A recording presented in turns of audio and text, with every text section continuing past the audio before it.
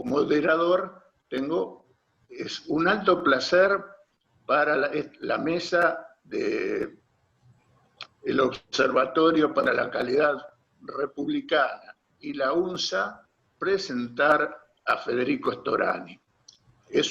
Hoy es una tarea fácil porque es una persona muy conocida y bueno, solo leeré algunas de tareas que ha desarrollado en su vida política.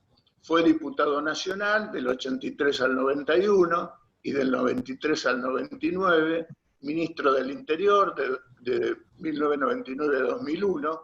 En junio de 2001 fue elegido por elecciones internas presidente del Comité Provincia de Buenos Aires por el periodo 2001-2003 y fue vicepresidente segundo del Comité Nacional de la UCR en el periodo 2017-2019.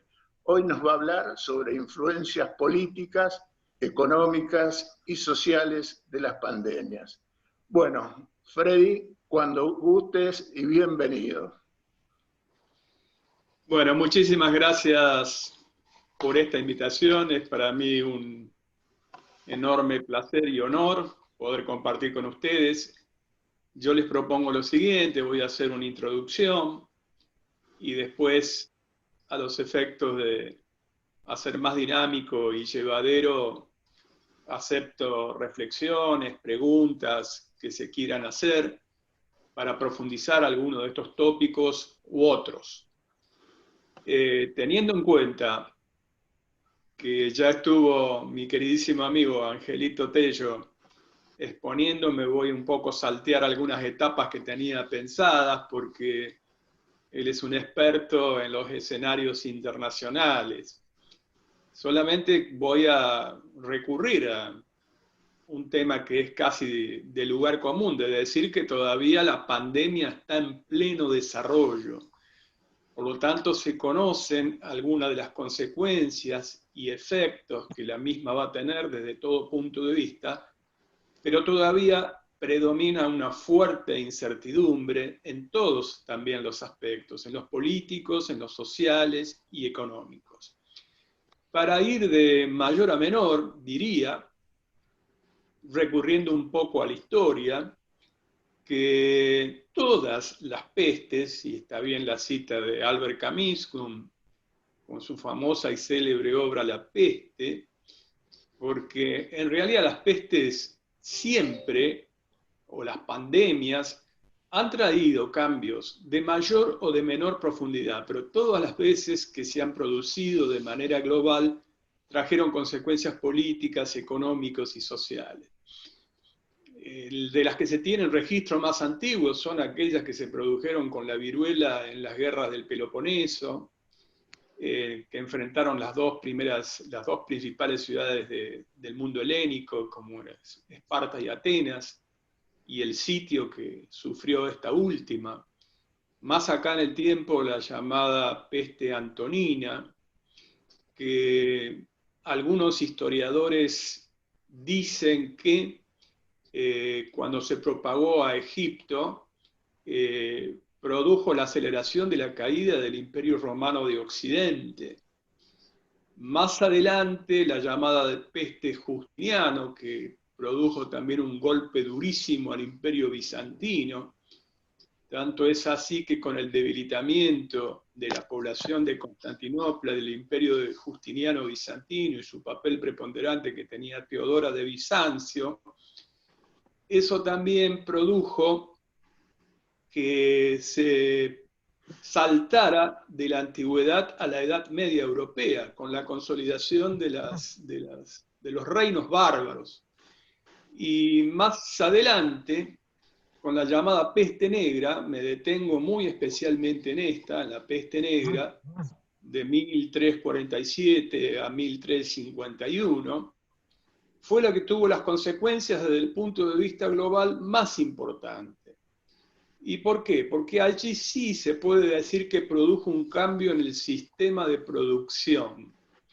La peste negra, que como todos sabemos, diezmó prácticamente entre el 30 y el 50% de la población europea, que golpeó muy duramente algunos de los centros fundamentales, como el caso de la bellísima ciudad de Florencia, cuna del Renacimiento, que perdió el 80% de su población y tardó 200 años en recuperar la densidad demográfica que tenía previa peste negra.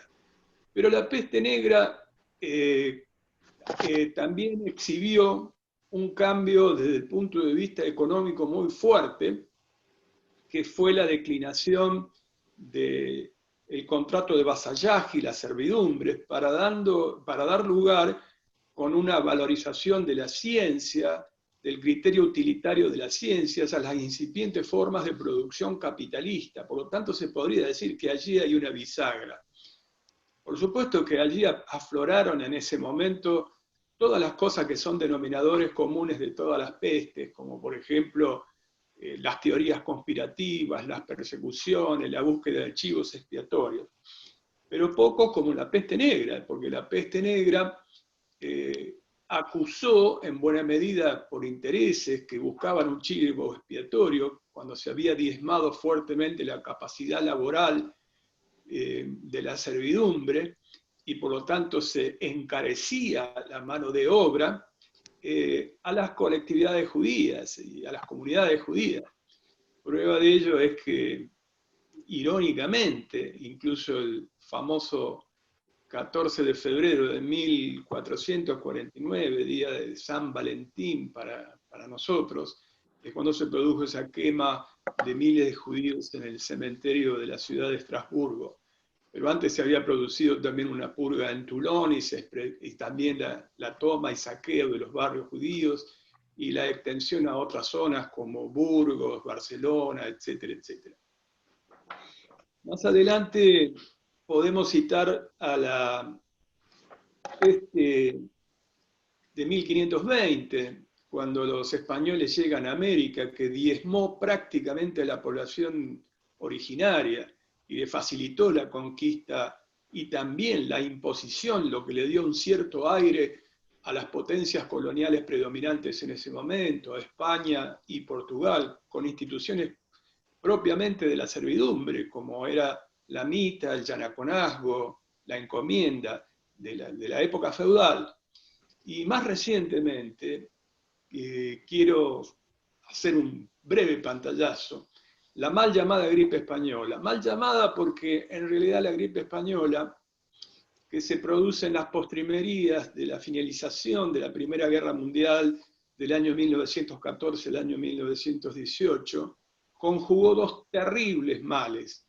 La guerra, por un lado, que terminó con la vida de 20 millones de personas entre militares y civiles, y 50 millones de muertos aproximadamente hasta el año 1920. Eso produjo cambios colosales. De pronto, la disolución de los imperios, como se sabe, esa fue una guerra interimperial, y la irrupción de algunas situaciones y fenómenos políticos que han sido gravitantes casi hasta nuestros días.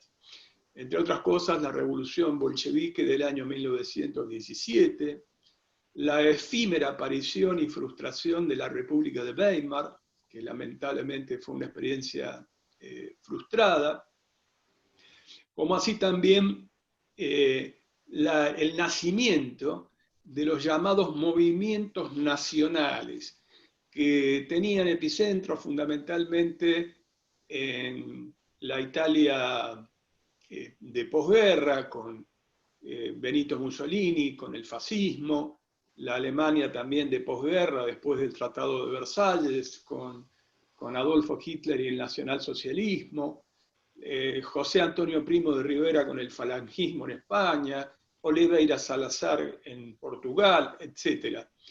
Y por lo tanto, no puede dejar de analizarse este contexto tan importante de la mal llamada gripe española, que en realidad se originó en Kansas, en los Estados Unidos, y que los soldados norteamericanos, cuando fueron al frente de batalla sobre el final de la guerra, llevaron al frente de batalla, y las potencias que estaban combatiendo ocultaron este fenómeno para mantener en alto la moral de su tropa y para no dar datos de debilidad a su enemigo. pero como España mantenía neutralidad, se la conoció como la gripe española, pero en realidad era una gripe originada en Kansas. Pero el fenómeno que tuvo durante esos años posteriores es imposible no relacionarlo con la Gran Depresión del año 29-30. Y es ahí donde yo sí quiero hacer un pequeño alto. Así como la peste negra produjo un cambio de sistema, saltando del feudalismo a las incipientes formas de producción capitalista, en el año 1919, el 29-30, cuando se produce la crisis financiera, la Gran Depresión, también el mundo tuvo una bifurcación de opción.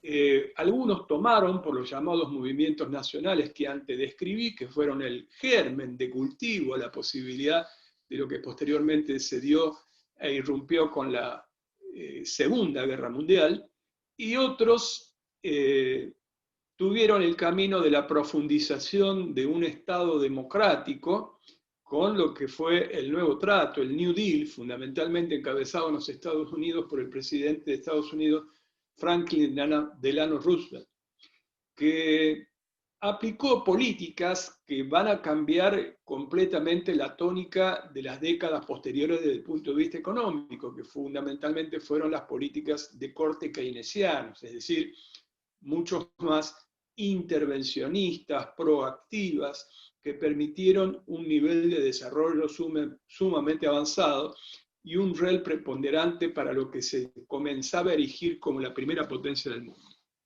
Pero bueno, estamos ahora en esta pandemia. Yo, para hacer un resumido y para ponerlo esto en contexto, quiero decir que desde mi punto de vista tenemos de mayor a menor algunas consecuencias que son visibles y otras que están por verse. Las que son visibles es un cambio geopolítico a nivel mundial muy grande, la competencia cada vez más abierta, cada vez más belicosa, cada vez más peligrosa entre la República Popular China y los Estados Unidos de Norteamérica está alcanzando un nivel muy alto, con una ventaja para la República Popular China, porque ha sabido o ha tenido la posibilidad de salir más rápido de las consecuencias nefastas de esta pandemia.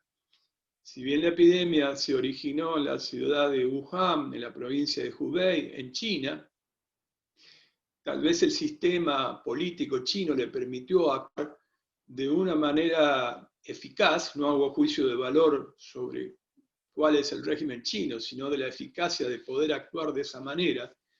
Y por lo tanto, para decirlo en términos gráficos, es como que ha dado la primera pedaleada de la reactivación de puesta en marcha de su aparato productivo. No obstante, sería una omisión no correcta no decir que en general la zona se ha desplazado hacia el Asia-Pacífico, no solamente hacia la República Popular China.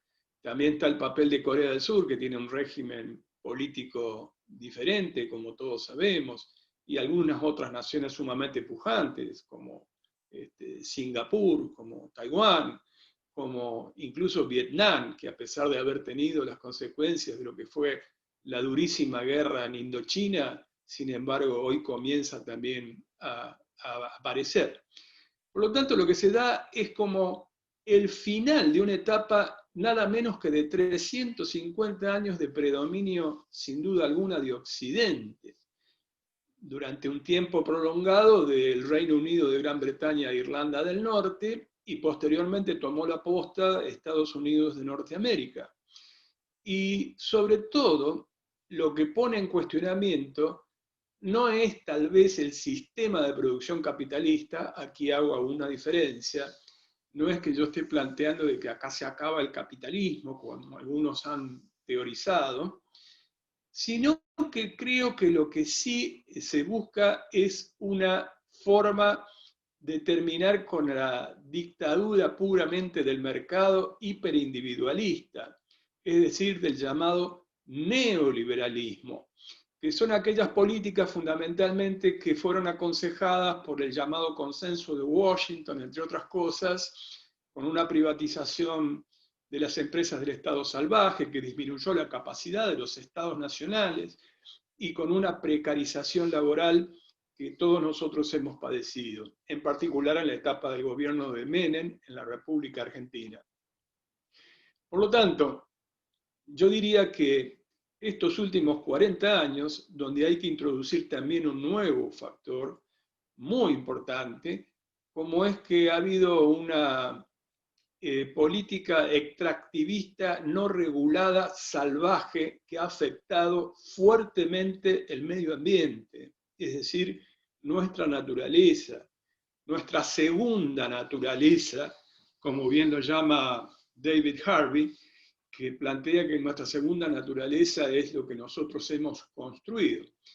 Al producirse un capitalismo salvaje, extractivista, no regulado, ha ido produciendo el fenómeno que no es el cambio climático como lo quieren atenuar, es el calentamiento global, con consecuencias graves, porque estas pandemias que hoy vivimos, seguramente de continuar esta tendencia la vamos a tener con más frecuencia, periódicamente, porque van a irrumpir de manera permanente y nos van a poner ante desafíos. El tema es quién está mejor parado para enfrentar estas situaciones. Y es aquí donde quiero empezar a hacer algunas de las conclusiones, digamos. No hay duda que esto produce un retroceso de la forma más cruda del capitalismo, es decir, de lo que se denomina el neoliberalismo en los últimos 40 años, que haya un equilibrio en el eje de poder. El propio Henry Kissinger, que todos recordarán, está grande, pero tuvo un papel relevante como secretario de Estado de Richard Nixon, ha dicho que el máximo papel y la máxima aspiración que hoy puede llegar a tener Estados Unidos es a coliderar.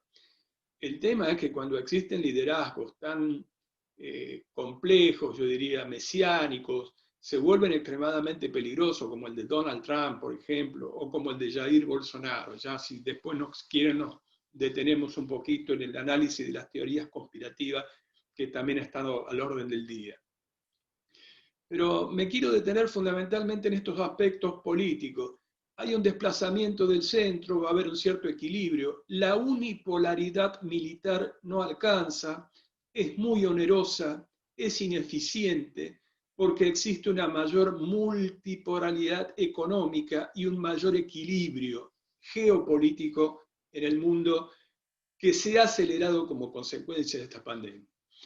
Otro de los fenómenos que nosotros analizábamos en el último tiempo, que era el famoso tema de la globalización, sabemos nosotros que después de la finalización de la Segunda Guerra Mundial, con las llamadas instituciones de Bretton Woods, es decir, el Fondo Monetario Internacional, el Banco Mundial y el Acuerdo General de Tasas y Tarifas, se intentaba imponer un nuevo orden mundial que se adecuara, digamos, al sistema de producción capitalista. El problema es que tenían enfrente a la otra superpotencia, que era la Unión de Repúblicas Socialistas Soviéticas, con otra modalidad. Cuando se produce el desplome, la caída del muro de Berlín y por lo tanto también el derrumbe de lo que era el imperio soviético, no hay duda que aparecía como un pensamiento único que en algunos los llevó a la tentación, como el caso de Francis Fukuyama, a hablar del fin de la historia en términos de la filosofía de Hegel, es decir, que dos ideas habían confrontado, como una había triunfado, dejaba de producirse un poco de manera provocativa esta confrontación dialéctica porque había triunfado el sistema de producción capitalista y la democracia representativa. Pero también él avisoraba, un poco con cierta ingenuidad y candor, la posibilidad de ir hacia una aldea global, de allí el tema de globalización, con la atenuación de los conflictos. Sin embargo, la crisis de las ideologías clásicas, por un lado el capitalismo y el liberalismo a ultranza, y por otro lado el marxismo, al no dar respuesta, permitió la irrupción, entre otras cosas, de teocracias, como en el caso de Irán, como en el caso de Afganistán, que antes uno tenía que rastrearlas en la historia, muy en la prehistoria, y que sin embargo irrumpieron con muchísima fuerza, el islamismo, el fundamentalismo. y además conflictos que volvieron a traer todas las lacras aún dentro del mismo corazón de Europa, como por ejemplo ocurrió con la disolución de la ex Yugoslavia, que trajo el racismo, la persecución, la xenofobia, etc. Y hoy lo tenemos a flor de piel. Lo que se está produciendo es un retraimiento, que al menos temporalmente va a ser, de la globalización. Como algunos han querido ejemplificar metafóricamente, se vuelve más a una vida intramuros. Algunos datos para ejemplificar sobre esto. Por ejemplo, en el año 2008 el tránsito entre personas, el tránsito de pasajeros entre personas, ascendía aproximadamente a 800 millones de pasajeros. En el año 2016 eran 1.400 millones de personas. Y ahora es prácticamente nulo. Lo mismo en bienes, en servicios, en comercio, etc. Y además ha permitido nuevamente el resurgimiento con más fuerza de algunas experiencias nacionalistas a la vieja usanza, como hablábamos de los llamados movimientos nacionales, como por ejemplo Salvini en Italia, como el ejemplo de Hungría, como el ejemplo de Polonia, como la irrupción de algunos sectores de derecha en otros lugares de Europa.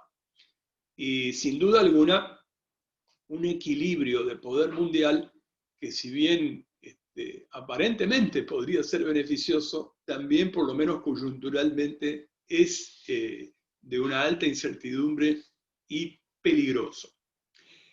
Ahora, ¿qué es lo que yo creo? ¿En qué momento podemos nosotros situarnos con esta comparación histórica? Yo creo que estamos en una situación más similar a lo que puede haber ocurrido en el 29-30, que nosotros tenemos que optar, y claramente, por lo menos en mi caso personal, opto por la posibilidad de un nuevo trato mucho más amigable con el medio ambiente, lo que algunos llaman el Green New Deal, el nuevo trato, pero teniendo en cuenta muy fuertemente el medio ambiente, una revalorización del papel del Estado, una revalorización del estado de bienestar, del welfare state, que entre otras cosas consagre salud para todos, educación pública para todos, un seguro nacional de salud, una mayor eficiencia por parte del Estado. La recuperación de algunos instrumentos que estaban totalmente dejados de lado, como el caso, por ejemplo, de la planificación. En este caso yo hablaría de una planificación indicativa, esto es, no un intervencionismo, pero sí una planificación indicando qué sectores pueden llegar a ser favorecidos, más en nuestro caso que tenemos una situación tan precaria por escasez de recursos, como todos sabemos. La posibilidad de descentralizar los grandes centros urbanos. Las hiperurbes son también campo de fermento de las enfermedades sociales por el hacinamiento, por la promiscuidad, por la proliferación de todo tipo de criminalidad y por lo tanto la necesidad de ir generando con planificación la descentralización de los grandes centros urbanos para que haya una política mucho más económica, mucho más circular, autosustentable, popular, que por lo menos en cierta escala satisfaga las necesidades básicas de las personas. Ahora, todo esto, y con esto voy cerrando para permitir el intercambio, solo será posible si existe un determinado nivel de acuerdo político, de cierto consenso para llevar adelante. Porque esto no es una tarea que pueda acometerse desde un partido considerado individualmente. Por eso es que algunos de nosotros hemos planteado de manera periódica, pero muy enfática, la necesidad de crear mecanismos institucionales que permitan encontrar esos consensos, esos acuerdos. De allí es que en mi caso personal he propuesto la necesidad de que funcione un Consejo Económico Social por ley. Digo por ley porque tendría la legitimidad del debate parlamentario donde está representada la pluralidad de los partidos políticos, y además porque existen antecedentes legislativos, tanto de socialistas, de radicales, de peronistas, de constitución, de consejos de económicos sociales con distintas atribuciones, competencias, integración, pero básicamente que siente alrededor de una mesa los sectores del trabajo, de la producción, de las universidades nacionales, de los diferentes credos religiosos, a otros actores sociales que se han ido incorporando en este último tiempo, y que permitan ir encontrando denominadores comunes que se conviertan en políticas de Estado. Ahora, para que esto sea factible, para que esto sea posible, se requiere un amplio nivel de consenso. En vez de estar profundizando lo que se llama la grieta salvaje, que en alguna época nosotros llamábamos divisiones artificiales entre los sectores de las mayorías nacionales, encontrar esos denominadores comunes. No hay duda que las crisis anteriores, la del 54, financiera, posteriormente la del petrodólar y hasta la última del 2009, el remedio, entre comillas, que se tomó fue insertar o inyectar recursos al sector financiero, y la verdad que no fue ningún recurso. Yo creo que hay que producir una revalorización del papel del Estado, de un Estado eficiente, de un estado de bienestar, de un Estado que garantice las situaciones básicas y fundamentalmente de una actividad productiva que pueda insertarse con un marco de colaboración. Este último punto no es menor, porque algunos han hablado, me parece un poco ingenuamente, del tema de colaboración y cooperación. Todos lo deseamos. Pero la verdad, desde pensamientos más de izquierda, como el caso de Zizek, que incluso habla hasta de la posibilidad de que se termine el sistema de producción capitalista hasta el Yuval Harari.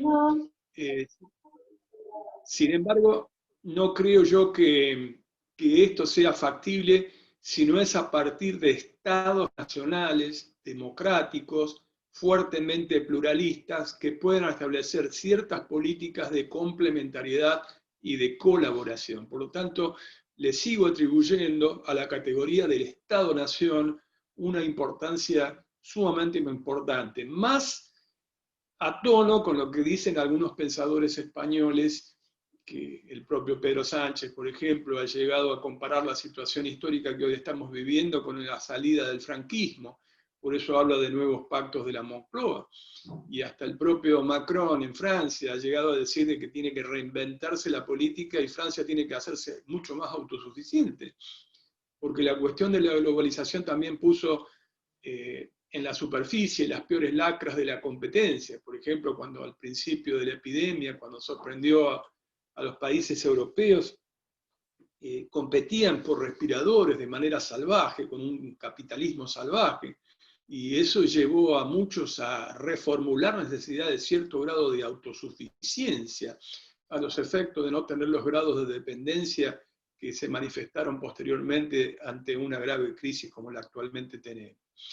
Yo creo que va a haber una brutal, creo no, se está verificando, pero todavía no sabemos cuál es el final, caída del Producto Bruto Mundial, que afecta principalmente también a nuestra región. Va a haber una pérdida colosal de puestos formales, fundamentalmente en América Latina, con un grado a su vez de concentración demográfica en América Latina que conforme al Banco Mundial es serio, porque la concentración demográfica en las grandes urbes en América Latina es del 80%, contra una media del 55% en otros lugares. Las megaciudades, como San Pablo, como México, como el AMBA, por ejemplo, son megaciudades que no son viables, no son sustentables a largo plazo. Ahora, para acometer semejante nivel de desafíos, requiere la necesidad de acuerdos y la búsqueda de mecanismos institucionales que permitan ir elaborando con mucha paciencia esos acuerdos. Obviamente no me despojo de mi condición de militante de partido, del Partido Radical, y por lo tanto, por lo menos nosotros desde un sector estamos planteando eso, terminar con las falsas dicotomías, con la grieta, con las posiciones extremas, que es pan para hoy y hambre para mañana, encontrar denominadores comunes, que los mismos sean institucionales, que todo el mundo mantenga su identidad, pero que sea posible preservar algún tipo de políticas de Estado para poder llevar lo más, diría yo, livianamente esta situación que es extremadamente grave y que recién estamos viendo el principio. Bueno, con esto concluyo una primera parte de un pantallazo y con todo gusto contesto preguntas o escucho las reflexiones que ustedes quieran hacerme. Muchas gracias.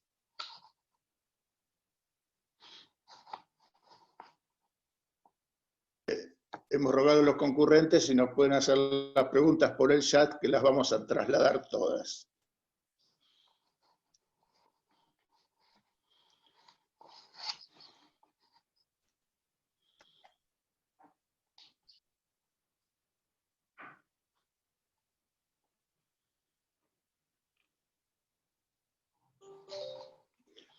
Están muy juiciosos nuestros concurrentes. Querido Freddy, un gran gusto de volverte a escuchar. Soy Carlos Felici de Mendoza. Has estado en mi casa, sabes que soy íntimo amigo de Hugo y de toda la familia. Bueno, Sí, hemos militado juntos y qué satisfacción volver a verte y con esa claridad que siempre te ha caracterizado. Y la profundidad de este momento que nos has dado realmente nos abre los ojos y creo que nosotros también tenemos que renacer, como después de la peste negra se produjo en el mundo el renacimiento, vamos a renacer de esto. Pero te quiero decir algo. Yo creo que la caridad empieza por casa. Hace 6 años aproximadamente, cuando asumió el nuevo gobernador de Mendoza, ahora presidente del partido, yo le hice llegar una idea que la habíamos analizado desde muchos años, que era la creación social, desarrollo integral en la provincia de Mendoza. Bueno, la respuesta fue el silencio. Y ahora te escucho a vos y realmente me alegra mucho porque creo que sin un Consejo Económico Social que permita el crecimiento y el desarrollo con justicia social este país, no va a salir, la pobreza se va a incrementar y el neoliberalismo va a seguir. Hay un problema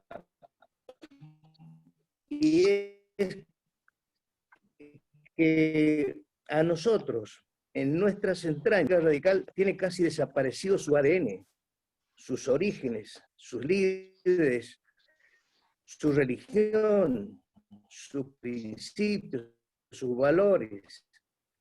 Y esto es un problema, porque económico, los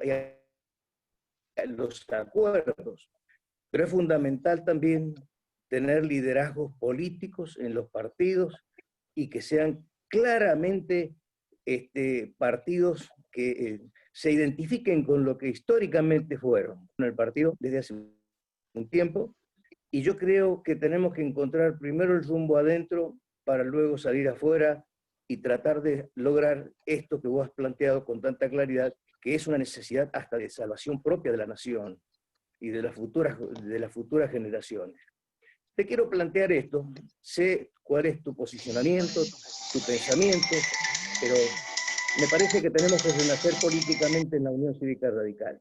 Y para ello hace falta, a lo mejor, un movimiento, un instrumento, que en el partido permita la democracia interna, permita la apertura de los comités, permita la discusión, la participación amplia, generosa de los jóvenes, de los viejos, de los que ya no podemos más, pero vamos a dar nuestra experiencia, y de los nuevos a los que hay que enseñarles para que se encaminen y lleven la banderita esa fundamental para el futuro. Me parece que sin la Unión Cívica Radical fuerte, clara, democrática, es muy difícil que la Argentina se enderece, por lo menos en los próximos años, hacia ese consenso necesario para salir del estado en que nos encontramos. Gracias, Freddy. Bueno, estoy totalmente de acuerdo. Vos sabés que me comprenden un poco las generales de la ley porque yo estuve, como leyeron en mis antecedentes muy generosamente, en la mesa del Comité Nacional del Partido, pero estuve en minoría. Una minoría muy importante, ¿no? Porque de los 96 delegados llegamos a juntar 44 delegados, es decir, casi la mitad del partido. Y este planteo yo lo llevaba adelante casi en todas las reuniones, las pocas reuniones que había, porque también al partido lo durmieron, ¿no? Ese es otro de los problemas. Y lamentablemente no eran tenidas en cuenta, creo que había una subestimación. Para que entendamos un poquito más el contexto de lo que estoy hablando, cuando algunos de nosotros planteamos en Gualeguaychú la necesidad de cumplir con las dos reglas de oro del sistema democrático, era buscar el equilibrio y el control del poder que toda democracia requiere, porque el poder estaba muy desbalanceado en Argentina, y también la alternancia en el ejercicio del poder, porque si no hay alternancia hay una tendencia a la hegemonía, hay una tendencia al autoritarismo. La experiencia histórica enseña, incluso en los ejemplos comparados, el de México es el más notable, con un partido hegemónico, un partido dominante, como fue el PRI, por ejemplo, que junto con la hegemonía o el partido dominante viene la corrupción sistémica, algo que ocurrió también en la Argentina y afloró después con mucha fuerza. Pero una vez que se cumplieron nuestros dos objetivos, es decir, equilibrio y control y alternancia, la idea era ir hacia un gobierno de coalición. Y un gobierno de coalición no era simplemente la distribución de espacios de poder, como algunos mezquinamente planteaban. Era encontrar ámbitos de debate para poder discutir las políticas públicas esenciales. Eso nunca se dio. Por un lado, por falta de voluntad, obviamente, del partido que gobernó esencialmente, que fue el PRO, que rápidamente nos dijo que no quería una coalición, y que también, por otro lado, dijo que tenía el mejor equipo de los últimos 50 años en materia económica, y luego resultó un fiasco, como todos sabemos. Pero sí también la complicidad de la dirección del propio partido, en sus diferentes versiones, la de Corral, por ejemplo, que prácticamente tuvo clausurado el comité, y también la de Cornejo, que no estuvo a la altura de las circunstancias. Por lo tanto, yo lo único que puedo decirte es que hemos empezado muy de abajo. Estamos en una porfía que nos ha interrumpido la cuarentena, de intentar recuperar un comité estratégico como es el radicalismo en la provincia de Buenos Aires. Porque el radicalismo en la provincia de Buenos Aires ha estado absolutamente sometido también. Ha estado mucho más pendiente del cargo, de la prebenda o de alguna cosa chiquita, que de la posibilidad de ser una voz como lo ha sido históricamente. El radicalismo de la provincia de Buenos Aires es el que ha exhibido los liderazgos no solamente de Irigoyen, sino también del propio Balbín, de Larralde y de Raúl Alfonsín. Si nosotros recuperamos un radicalismo urbano conectado con la sociedad, que lidere una alianza más amplia, podremos establecer un sistema que es necesario de partidos en Argentina, que yo idealizo como que haya un social cristianismo con una columna vertebral en el peronismo y una socialdemocracia, una democracia social con una columna vertebral en el radicalismo. Que se equilibren, que se alternen, pero que puedan preservar algunos denominadores comunes que hacen tanta falta para remontar esta situación de crisis tan dura. Por eso es que hemos planteado mantener fuertemente nuestra identidad, pero no caer en los extremos de la descalificación absoluta, que yo diría que algunos se ponen en una situación casi pre-abrazo Perón-Balbín, es decir, son preconciliares al abrazo en Perón-Balbín.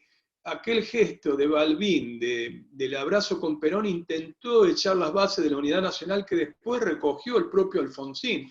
No nos olvidemos que la construcción de Alfonsín fue una construcción amplia.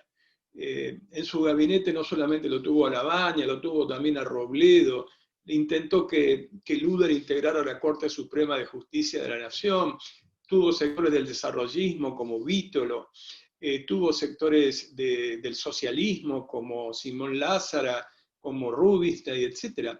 Por lo tanto, la construcción amplia no es una idea nueva, pero tiene que tener un liderazgo, tiene que tener una carnadura principal, y eso tiene que ser, y yo estoy totalmente de acuerdo con vos, la Unión Cívica Radical con su identidad, con sus valores, con sus creencias, con sus ideas, con su ideología, en un sentido no dogmático. Así que estoy totalmente de acuerdo. Por eso hemos propuesto, entre otras cosas, un Consejo Económico Social que permita un debate democrático y plural en el Parlamento donde están todos los sectores representados. Pero por supuesto, si hubiera una dirección del partido que acompañara esto, muchísimo mejor. Freddy, hay una pregunta, profundizando un poco esta, que dice si vos crees que hay referentes en los distintos espacios con la suficiente inteligencia y humildad para superar esta separación dentro de la sociedad que veo se va profundizando en lugar de superarse, y en nuestro propio espacio. Creo que sí, las hay, pero tenemos que hacernos oír.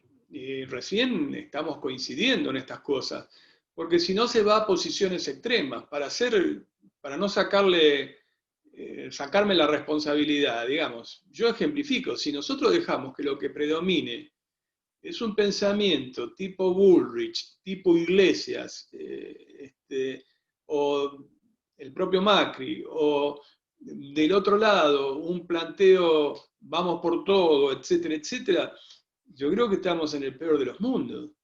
Acá hay que intentar buscar coincidencias en ámbitos institucionales que permitan encontrar esos denominadores comunes, que se conviertan en políticas de Estado.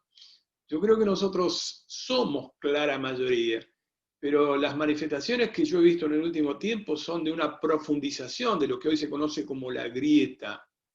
Por ejemplo, si nosotros podemos plantear alguna cuestión justa, como es que tenemos dudas vinculadas a la reforma judicial, sin embargo, vos vas a una movilización, yo vivo en La Plata, acá cerquita, tengo la Plaza Moreno, y hay un monumento a Alfonsín. Sin embargo, en esa manifestación había quienes estaban planteando su reparo a la reforma judicial y otros que se dedicaban a vandalizar el monumento al propio Raúl Alfonsín, como ustedes saben, con una inscripción al pie del monumento cuando le pusieron masón, por ejemplo, es decir, grupos realmente fachos, fascistas. Nosotros no tenemos nada que ver con eso. Y yo creo que eso pasa porque al no haber una conducción que establezca consignas claras de para qué se convoca, cómo se convoca y demás, nos vamos a encontrar con esta melange que no sirve absolutamente para nada.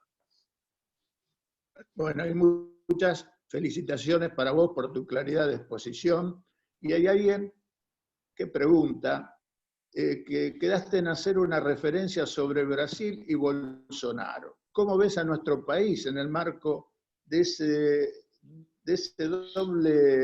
esa doble dependencia que hoy tiene en relación a Estados Unidos y China?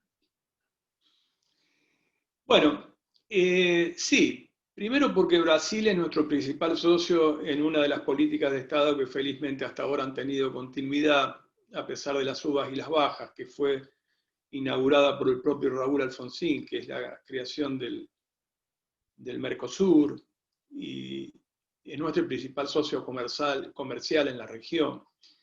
Yo desde ya me adelanto a decir que califico como muy lamentable el liderazgo de Bolsonaro, un liderazgo mesiánico, peligroso, que además es un liderazgo extremadamente autoritario en lo político, como se han sido generalmente los liderazgos neoliberales en América Latina, aunque parezca una contradicción, así lo es, fuertemente autoritario, porque tiene un ministro de Economía que es ultraliberal o neoliberal, como Guedes. Y en el tema de la pandemia se ha exhibido lo peor de ese gobierno. Desde cuando el propio Bolsonaro subestimaba el tema planteándolo como una gripeciña, hasta la teoría casi de la supremacía del hombre brasileño. Llegó a decir que en realidad los brasileños no se iban a contagiar porque estaban acostumbrados a bucear en las alcantarillas y que por lo tanto tenían desarrollado anticuerpos contra este virus. Es decir, que semejante personaje ve en las peores lacras del atraso, del subdesarrollo, virtudes. Y por lo tanto sus conclusiones políticas son extremadamente peligrosas. No obstante, nosotros tenemos que ser inteligentes, intentar establecer aquellos puntos de contacto, de acuerdo. Los gobiernos pueden ser circunstanciales, preservar las políticas de Estado que hemos tenido con el Brasil, en particular el Mercosur. Tenemos muchas cuestiones complementarias. En un mundo globalizado que en algún momento va a volver, porque si bien va a tener un retroceso, va a ser global, la escala de los mercados internos no es suficiente, no alcanza. Los países crecen también sobre la base de la expansión de sus mercados más allá de sus fronteras. Y todo esto es absolutamente necesario, pero tiene que tenerse mucha inteligencia y tiene que haber una política exterior también muy consecuente en esa dirección. Pero creo que el liderazgo de Bolsonaro es claramente negativo, como lo es el de Donald Trump en los Estados Unidos, y peligrosos. Ambos son peligrosos. Yo no tengo ninguna duda en calificar con un golpe de Estado lo que ocurrió en Bolivia, y eso fue un retroceso. Hoy vemos claramente, para algunos que tenían dudas, que fue un grave retroceso haber terminado, a pesar de los defectos que tenía, con el Estado plurinacional de la integración de las distintas etnias que Bolivia tiene y el desarrollo que había conseguido con respecto a lo que hoy se ve en una hermana nación como Bolivia.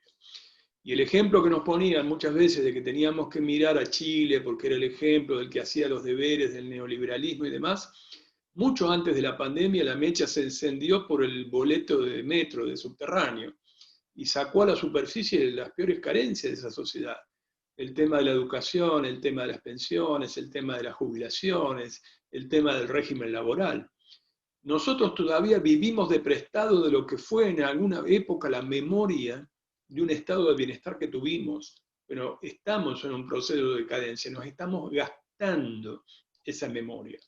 De allí es que es necesario también formular con mucha fuerza la recuperación de un estado de bienestar y un estado con colaboración y con un planteo de integración regional, entre los cuales, por supuesto, Brasil es un socio fundamental.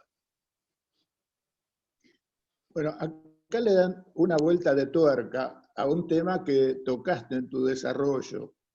¿Cómo hacer que el Consejo Económico y Social no se transforme en un organismo meramente formal, que es una tendencia acá, no sé si de los argentinos o del hombre, de transformar todo en algo formal y sin contenido y vaciarlo? Sí, eso es cierto. Es también una de las dudas que yo puedo tener. Por eso es que yo insistía muchísimo que fuera por ley. Primero porque tendría una legitimidad de origen muchísimo mayor. Pasaría por un debate parlamentario en su integración, en su competencia, en su alcance, mucho más plural, que le daría más legitimidad y fuerza. Y por lo tanto, mayor sentido. Si fuera solamente un apéndice del Poder Ejecutivo, creo que podría ser una comisión más que podría pasar sin pena ni gloria. Pero yo pienso en situaciones extremadamente críticas, estudiando ejemplos comparados, cuando funcionaron consejos económicos sociales en emergencias, que fueron capaces de ir apuntando a estas cosas que estuve recién señalando, la planificación indicativa, la economía circular, la posibilidad de una economía popular, un trabajo, una economía mucho más amigable con el medio ambiente y más eficiente desde el punto de vista de la ecuación económica. También la posibilidad de volver a hacer un congreso pedagógico cuando las condiciones así lo requieran, porque la educación argentina hay que ponerla nuevamente un poco patas para arriba, hay que consumar aquella obra que en su momento empezó Raúl Alfonsín con el Congreso Pedagógico y no pudo terminar. Hay muchas cosas pendientes, pero sin una amplitud de miras, va a ser, y sobre todo de sustento político, casi imposible. Yo sé que este es un riesgo el que me plantean, pero bueno, justamente si hay partidos renovados, dinámicos, con identidad, con buena representación parlamentaria y entidades que puedan ser convocadas para el fin que estaba proponiendo el Consejo Económico Social, creo que puede cumplir su propósito. Hay una pregunta acerca de la interna, ¿qué actitud tomará en la provincia de Buenos Aires ante la posibilidad de que se depure el padrón del partido antes de las elecciones internas?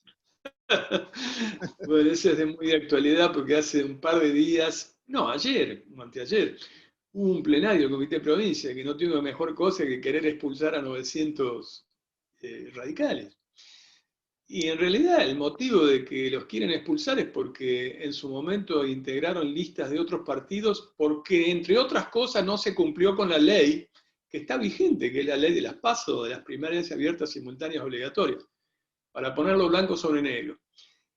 Muchos de nuestros correligionarios tenían pretensión legítima, por ejemplo, de ser candidato a intendente, pero por un acuerdo meramente de cúpula entre la dirección, desde mi punto de vista muy entreguista, encabezada por Daniel Salvador y el que pretende ser su sucesor, Abad, elegían dónde podía hacerse interno y dónde no, a pesar de que fuera una ley de orden público las primarias abiertas. Supongamos, voy a dar un ejemplo que es real. El ex intendente de la ciudad de 9 de Julio, de la zona oeste de la provincia de Buenos Aires, Walter Batistella, pretendía competir por la candidatura a intendente y no lo permitieron, entonces fue por afuera porque no le quedó otra alternativa. Y bueno, entonces ahora está en el listado de personas que pueden ser expulsadas del partido, como él, muchísima gente, estoy hablando de 900 dirigentes importantes. Es decir, encima que somos pocos, queremos expulsar por no haber aplicado las normas que corresponden al funcionamiento democrático del partido. Por eso es que nosotros dijimos basta, y vamos a pelear por la conducción del partido, y vamos a tratar de recuperarlos, y vamos a hacer que las pasos tengan realmente vigencia, que no estén simplemente de adorno. Por ejemplo, nosotros en su momento planteábamos competir por la propia candidatura presidencial contra Macri con la candidatura de Lustó, y tampoco nos permitieron. Bueno, esto no es más tolerable. Cuando yo hablo es de reformulación de las reglas de juego, y si no hay reformulación de las reglas de juego, nosotros no tenemos por qué cumplir con determinadas cosas que simplemente utilizan al radicalismo o se sirven de la estructura del radicalismo y lo consideran simplemente un furgón de cola. La siguiente pregunta es del ámbito internacional. ¿Cómo afectaría a la Argentina la derrota de Trump? Te lo voy a decir más grande. Al mundo le vendría bien una derrota de Trump. ¿Por qué? Porque yo pienso que el liderazgo de Trump ha sido nefasto. Ha exhibido las peores lacras de un imperio que está claramente en retroceso, que, como bien se ha dicho, lo único que puede hacer es tratar de coliderar, pero pegan zarpazos a diestra y siniestra, se han metido en todos los conflictos habidos y por haber, son extremadamente peligrosos. Y por lo tanto, no es que me entusiasme demasiado Biden, pero sí ahora la integración de Harris en la fórmula con Biden, me parece que mejora, que le da un tinte un poco más cercano, más afín a lo que puede ser nuestro planteo, y más razonable también para el resto del mundo. El planteo que ha tenido Trump en esta pandemia, por ejemplo, de hablar permanentemente del virus chino, de insinuar de que esto fue una creación de un laboratorio chino de manera artificial, lo ha dicho en 20.000 oportunidades. El propio vocero de la Cancillería chino, Zhao Lijian, le ha contestado que en realidad ellos piensan lo contrario, que cuando se hicieron en octubre del año pasado los juegos militares en Wuhan, por ejemplo, justamente el ejército norteamericano puede haber llevado el virus. Bueno, todas las teorías conspirativas que siempre han existido como un denominador común en todas las pestes son nefastas. Y si nosotros a su vez lo alimentamos con un liderazgo como el de Trump, que está sentado arriba por lejos del arsenal más poderoso de la Tierra, es doblemente peligroso. Por eso es que yo creo que al mundo le vendría bien una derrota, un cambio de dirección, un planteo más razonable, un planteo más colaborativo, un planteo más de cooperación. Enojado con la Organización Mundial de la Salud, que puede tener 1000 errores, lo primero que hizo fue quitarle los subsidios. En fin, lo de Trump es muy negativo. O, por ejemplo, ingerir algún tipo de producto que está absolutamente contraindicado por la ciencia. Yo veo la similitud en otros temas, de otros momentos históricos de pandemias, donde siempre ha habido un pensamiento mágico, mesiánico, hasta yo diría diabólico, con respecto a las pestes y cómo se las puede combatir. Totalmente contrario a la ciencia, que es a lo cual nosotros nos hemos siempre aferrado y nos podemos reivindicar con muchísimo orgullo. De no haber tenido nosotros un ministro como fue Arturo Oñatibia en el gobierno de Arturo Illia, que echó las bases para que se desarrollara una cierta industria de medicamentos en nuestro país, estaríamos en una situación extremadamente más complicada. Preguntan también si sería prudente eliminar las PASO. Bueno, no, yo acabo de decir que no. Para mí las PASO tienen que usarse. Lo que no puede hacerse es tener las PASO y hacer una parodia de un gasto descomunal simplemente con un acuerdo de cúpula que dice tomá la boda, dámela a mí. Eso es lo que no debe hacer. Es decir, lo que justamente se hizo con las PASO era tratar de terminar con el sistema puramente de punteros y de tráfico de punteros, que se daba mucho fundamentalmente en el Gran Buenos Aires. Tenía un capital político y lo negociaba para un lado, para otro lado, etcétera, etcétera. Por lo tanto, yo creo que las PASO rompieron eso, pero las PASO hay que aplicarlas. Es muy bueno que el hombre y la mujer pueda dirimir de cara a la sociedad y con un debate abierto quiénes son los que los van a representar dentro de estos grandes lineamientos. Lo que sí creo es que las PASO deben existir, a lo mejor se podría modificar parte de la ley, por caso se podría hacer que se reconstituya la fórmula, que en vez de competir dos fórmulas, si compiten dos fórmulas y que sean excluyentes, el del que sale perdidoso de la fórmula presidencial pueda integrar el segundo lugar de la nómina del otro, etcétera, etcétera. Algunas cosas de ese tipo o algunas otras mejoras más técnicas. Pero para mí el tema de las PASO no fue negativo para la Argentina. El tema es que no se ha empleado. Y por lo tanto, por supuesto, es un reclamo legítimo de mucha gente que se gasta mucha plata para la nada, porque le presentan listas únicas, por ejemplo. Bueno, también consideran el tema de la grieta que viene desde Saavedra y Moreno y que el gobierno actual, estiman, se aprovecha de la pandemia para actuar en forma casi dictatorial. ¿Cuál sería tu visión acerca de este punto? Bueno, yo tengo claro que nosotros tenemos diferencias históricas si nos remontamos a nuestra propia historia, desde Saavedra, Moreno, unitarios y federales, hasta nuestro propio partido. En nuestro propio partido tuvimos personalistas, antipersonalistas, tuvimos en la década del 30 quienes estuvieron con la concordancia, quienes no. Después de la Unión Democrática de Tamboril y Mosca surgió Intransigencia y Renovación, que produjo un aire nuevo dentro del radicalismo, con liderazgos como el de Balbín, como el de Frondizi, como de tantos otros. Y para ser mucho más contemporáneos, también la irrupción de Renovación y Cambio, en su momento con el liderazgo de Raúl Alfonsín. Por lo tanto, yo no niego que haya diferencias y que es bueno discutir las diferencias si existen en nuestro propio partido. El problema es cómo se administran esas diferencias. Si uno va a buscar las posiciones extremas para la descalificación, para supuestamente la eliminación, la extinción de los adversarios, o intenta encontrar, sobre todo en una situación de crisis, algunos denominadores comunes.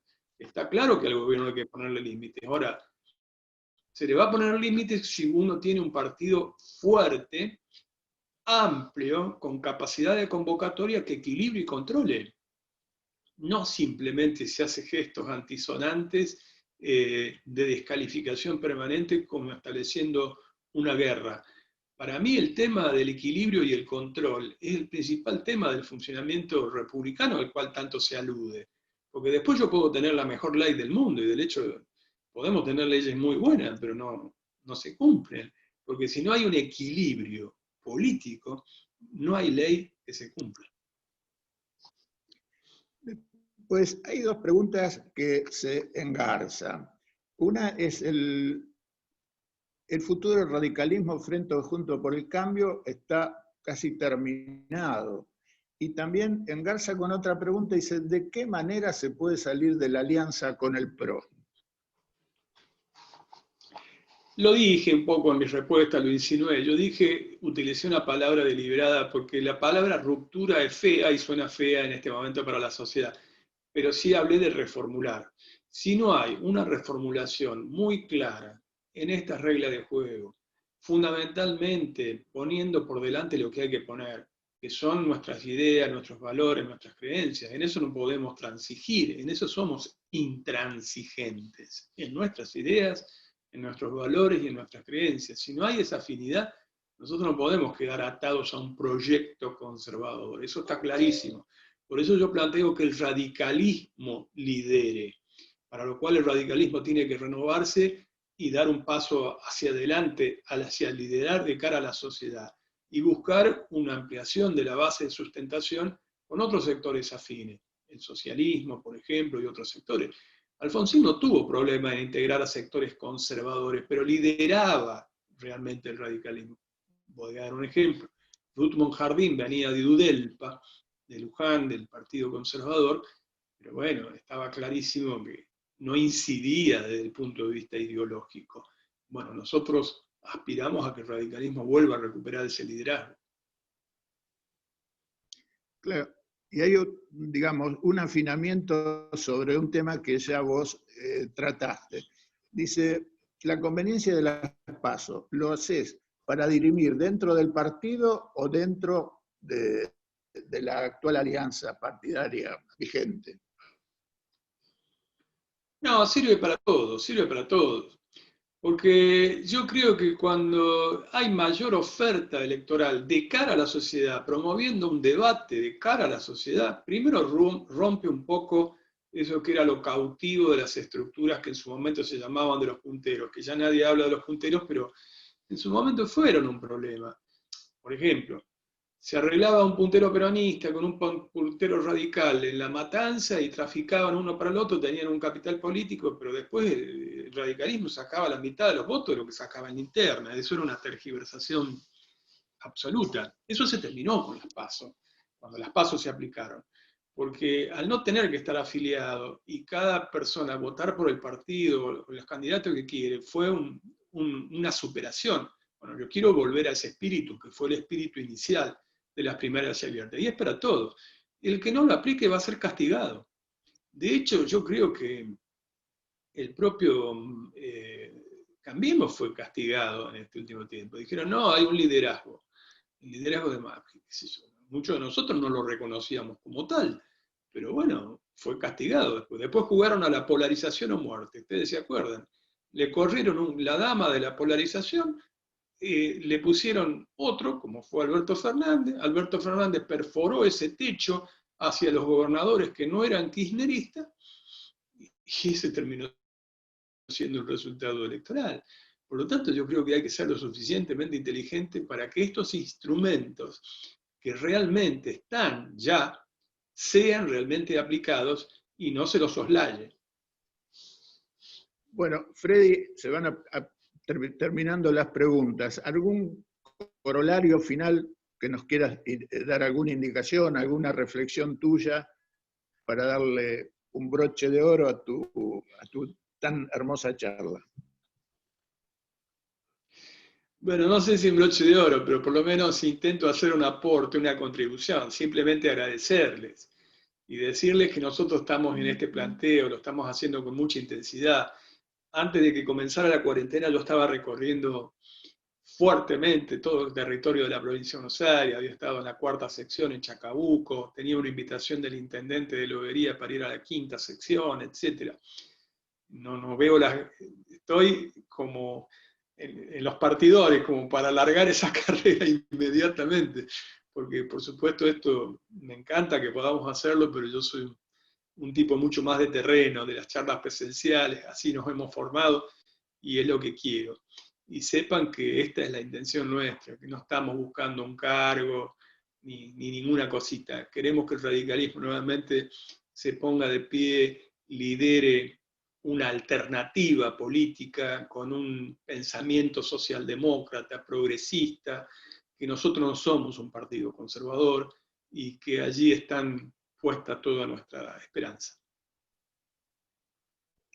Bueno, muchísimas gracias en nombre del Observatorio para la Calidad Republicana y de la UNSA, y te agradecemos muchísimo estas palabras que has tenido para aclarar el pensamiento de nuestros correligionarios y amigos que han contemplado tu charla. Muy buenas tardes, Freddy. Gracias a ustedes y a disposición para cualquier otro momento. Muchas gracias. Bueno, en lo que hace a la futura actividad del Observatorio y de la UNSA, anunciamos que el próximo jueves a las 18:30 va a dar una charla el doctor Alberto Fernando Garay, conocido constitucionalista, que es profesor de la UBA y de la Universidad de San Andrés, para hablar de un tema de su conocimiento, que en estos momentos tiñe todo el panorama político argentino. Así que muy buenas tardes, muchas gracias a todos los concurrentes a la sala y los esperamos el próximo jueves